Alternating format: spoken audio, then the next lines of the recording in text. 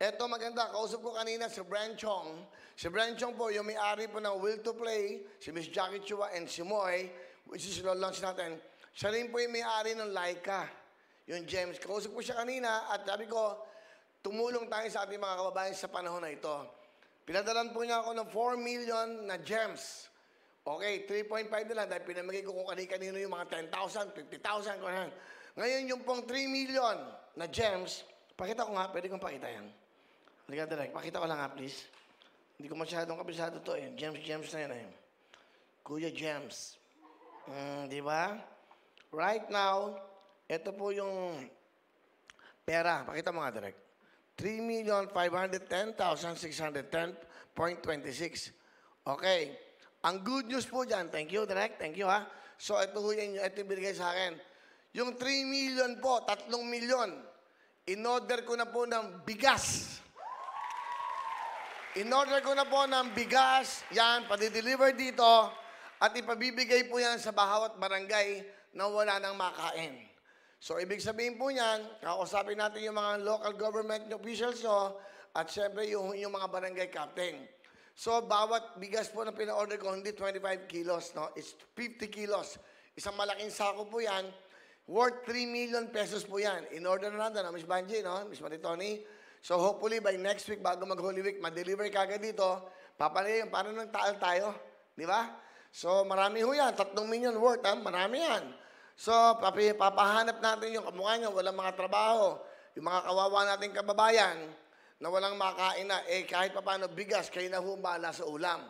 Yung bigas naman, eh, okay, magalang, usap kami kanina, pag meron nung kailangan pang itulong, next month, maybe, eh, kapag natapos itong pandemya to, hanggang may pandemya, tutulong ang wawawin, tutuktuin sa at mga kaibigan ko. Si Brian Chong, maraming pong salamat. Brian, maraming salamat ha. At malaking tulong yan. So, 3 million worth na bigas po, papadeliver ko yan dito, lalagay dito yan. Tatawagan at hahanapin natin yung mga barangay, yung mga lugar na talagang hirap na sa buhay. Mahirap po ang buhay ngayon, lalong-lalo yung hirap na hirap sa buhay. Yun muna ang priority natin, yun muna ang tutulungan natin. So, pinaka-importante yung yung maibibigay ho natin at yung mapagkakalob sa inyo ng aking mga kaibigan. Of course, Laika Germs, nandyan po yan, Front Row, si Sam Bersosa, nandyan, nag-iikot, si RS, tumutulong eh. Sabi ko, anin natin yung mga perang yan. Etong panahon na talagang yan ay gamitin. Hindi tinatago ang pera sa panahon na to.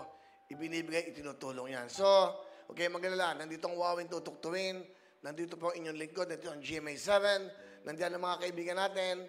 Naisip ko to, kaya kita nyo, may bago ako naisip na game para sa inyo. Abangan nyo, mamaya, tumutok lang kayo. So, gano'n lang mangyayari. Kaya magalala, hanggat may wawawin, hanggat may nangangailangan, nandito po ang programa Wawin Tutuktuin. At maganda dyan, hindi pwedeng pabayaan itong programang ito. Di ba? Mas maraming umaasa dito sa araw-araw. Di ba? Kung wala na ako dito, puro away lang aabuti mo dyan. Mamatahin ka lang ng iba dyan.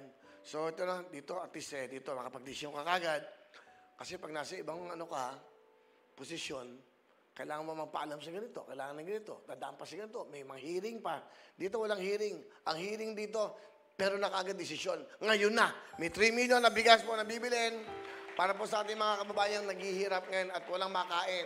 So, paparesearch natin yan. Kausapin ko yung mga ibang mayor sa talagang kawawa. Marami yan, ha? Ilang sako yun? Magkano ba siyang sako yan? 1,900? Parang 2,000? Kasi gano'n, no? Hanapin mo yung pinakamura at yung magandang klase. Ha? So, yan o, ang gagawin ng Wawin Tutuktuin sa panahon ng pandemya, sa panahon ng pinagdadaanan natin. Mga kaibigan ko, salamat. Sobrang salamat. Of course, again, sa front row, Lux White, ayan, nag-iikot si Sam Bersosa at si RS. Si Brian Chong, nagulat ako sa kanya, no? Binigyan ako ng 4 million, 3 million, sabi ko, pamimigay natin. Mabuti naman, allowed yung Laika na ibili natin, no? So, salamat sa inyo. Salamat kay Brent.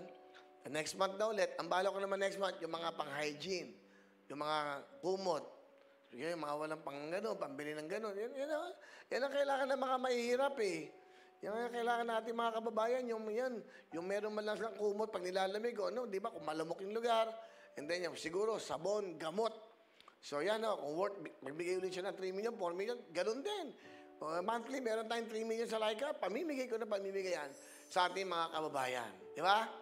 Hello mga kapuso! Ako po si Ipon. Minabati ko unang-una dyan mga kaipo natin, mga kaskwami ko dyan. Nagustuhan nyo ba ang video na to? Marami pa kaming inanda para sa inyo. Mag-subscribe lang sa Wowin YouTube channel.